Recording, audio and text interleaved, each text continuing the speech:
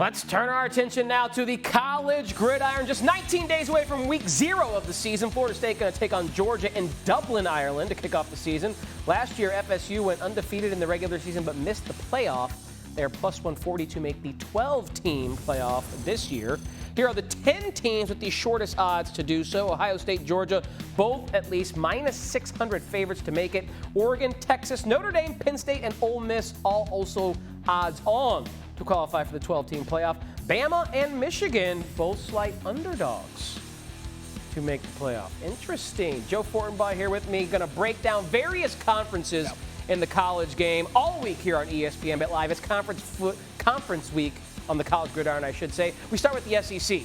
Easier said than done for me. Give me your favorite make the playoff from the SEC.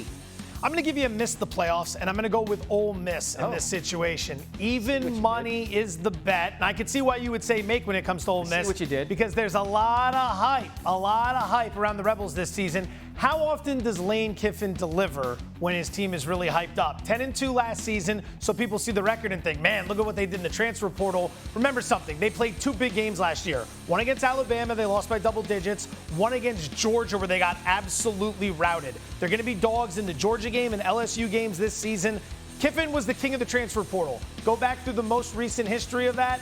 How often does the team that wins the transfer portal go on to deliver big results? They tend to be a bit overvalued. I say the Rebels are out. All right, what about then, assuming it won't be Ole Miss, the team that you like in the SEC to win the conference? Nothing sexy about this one. It's going to be Georgia. Okay.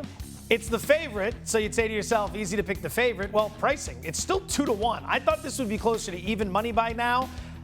It's not. And at some point, it's going to drop. Now, maybe that has something to do with the schedule. It's a little bit tougher than what they faced the last couple of years. They will play at Alabama. They have a bye before that game. They will play at Texas. Texas, the week before playing Georgia, is going to play Oklahoma. That is an absolutely brutal turnaround. 13 starters are back from a very good Georgia team from last year, including quarterback Carson Beck, who completed 70% of his passes. He's one of your Heisman favorites this season. This team is out for revenge. Remember, Kirby Smart, he's a disciple of Nick Saban. Nick Saban's teams, when they came up short, they came back very strong the following year. I think the same thing happens with the Bulldogs. All right, because it is upon us in a matter of a blink of an eye or a snap of a finger. Week 1 plays in the SEC. Any teams that you're looking to capitalize on right now? We'll go with the 2 marquee games. Okay. Georgia, minus 13.5 over Clemson. Now, this market has started to move to 14. I wouldn't play that. I made it 14.5, so if you're inside of the key number, I'd play it. Georgia, again, bringing back all those starters. Dabo Swinney at Clemson refuses to utilize the transfer portal. How's that working out as your team has fallen from prominence? Also, LSU laying the 6 against USC. I think that gets the 7 by kickoff.